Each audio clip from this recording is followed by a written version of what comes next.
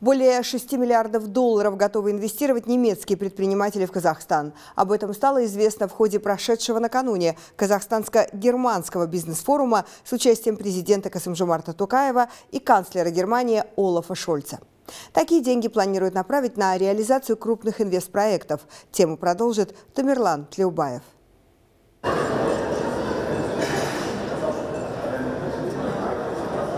Холл конференц-зала заполнен бизнесменами двух стран. Люди, держа кофе, ищут возможность поговорить, обменяться контактами друг с другом. И все это ради развития своего дела. В целом мероприятие привлекло свыше 500 акул бизнеса. С первыми лицами немецких деловых кругов пообщался президент Токаев, отметив, что их компании находятся в авангарде инноваций, и подписанные соглашения лишь усилят партнерство Астаны и Берлина. У Казахстана и Германии уже есть успешные кейсы. Страны реализуют совместные проекты в области энергетики, машиностроения и логистики.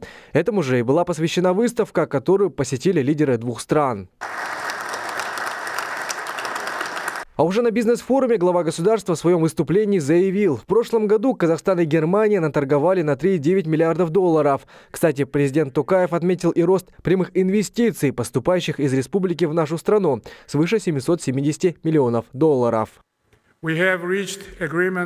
Достигнуты договоренности по комплексному портфелю из 66 совместных инвестиционных проектов общей стоимостью 55 миллиардов долларов. Мы с нетерпением ожидаем, что немецкие предприятия расширят свое присутствие в нашей стране, локализовав производство под нашим общим брендом. Сделано в Казахстане с немецким качеством.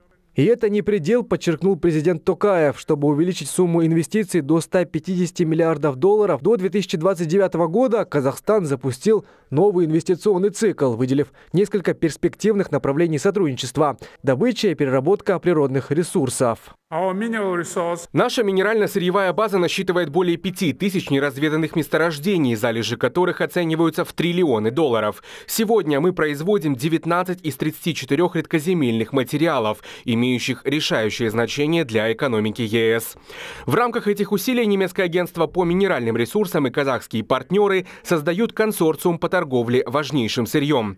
Мы с нетерпением ожидаем скорейшей практической реализации этой инициативы. Кроме того, перспективным для нас остаются сферы производства нефтегазового оборудования и комплектующих, фармацевтики, энергетики, а также сельского хозяйства, заявил глава государства. В этом вопросе у нас в Германии есть совместные проекты, и теперь их нужно и дальше развивать. В свою очередь Олаф Шольц отметил особую роль Казахстана в экспорте энергоресурсов. Казахстан и поныне играет ключевую роль в сфере нефтегазохимии. Вы остаетесь нашим основным партнером в этом вопросе. Мы особенно ценим вашу страну за такую возможность и готовы дальше работать в развитии этого направления. Такие проекты в очередной раз доказывают, насколько верным является выбранное нами направление взаимного сотрудничества. По итогам форума и в ходе визита делегации в целом было подписано 35 экономических документов, нацеленных расширить сотрудничество двух стран в сферах строительства, цифровизации, логистики, экологии, образования и промышленности. Тамерлан Тлеубаев, Жибек Жола.